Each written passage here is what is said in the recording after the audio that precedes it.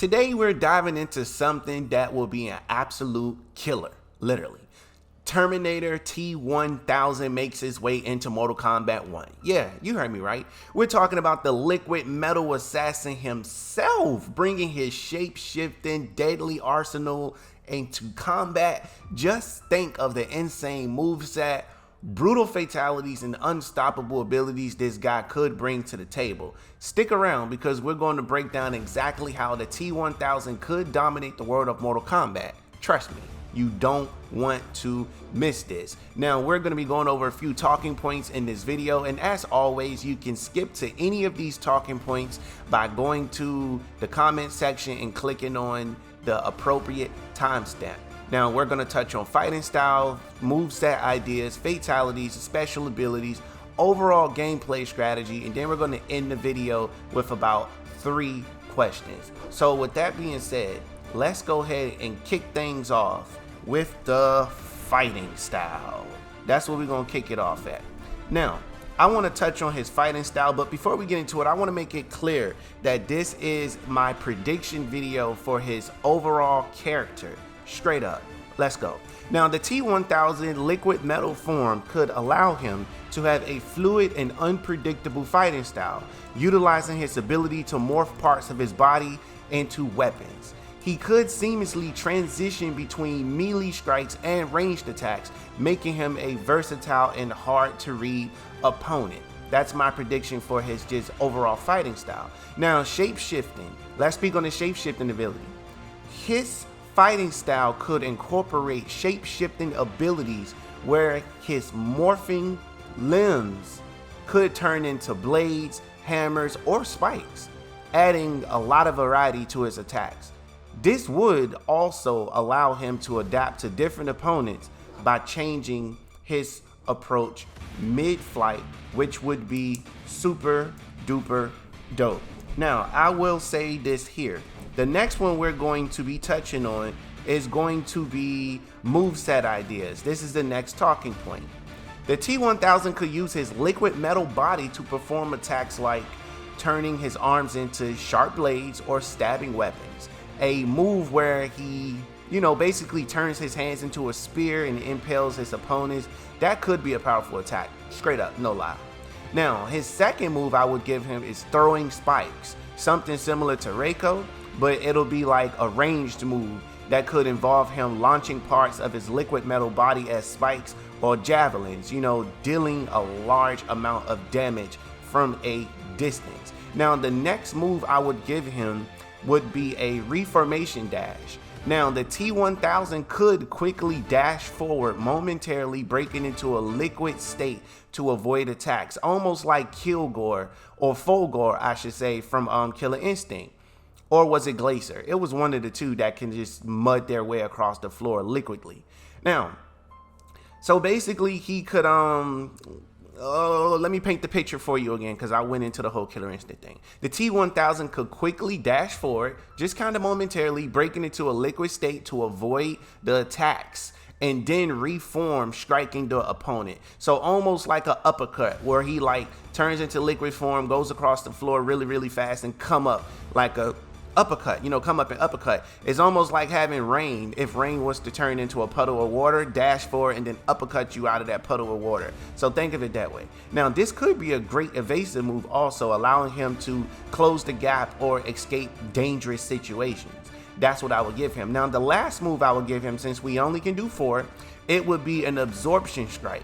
A unique move where he absorbs part of an opponent's attacks, reducing the damage he takes, and using the absorbed energy to, kind of fuel or power up his own counterattack.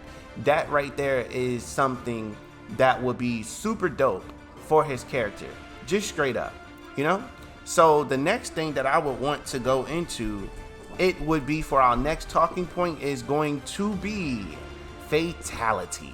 Now, his first fatality, I will call this one Metal Meltdown, as the T-1000 stabs his opponent multiple times with his bladed arms, then liquefies and engulfs the opponent. He reforms with the opponent trapped inside of his body and then violently ejects them, tearing them apart. That's my vision of his Metal Meltdown his Metal Meltdown fatality, his first fatality. I'll probably do another prediction videos for fatalities before they even happen, just to kind of have some fun with you guys. That's something I would probably do. But anyway, the second fatality I will give him, it will be called Shapeshift Disguise, where the T-1000 could finish off his opponent by morphing into one of their allies or even their own likenesses, confusing them just long enough to deliver a brutal, impelling strike using a weaponized limb. Now, I think if they were to do something like that, they could include characters into the game that's not in the game. For example, if you go up against Takeda and you shapeshift, he could turn into Jackie. I think Takeda and Jackie were married, or was it Kung Jin? I believe it was Takeda. And he'll like turn into Jackie and then have Jackie stab him.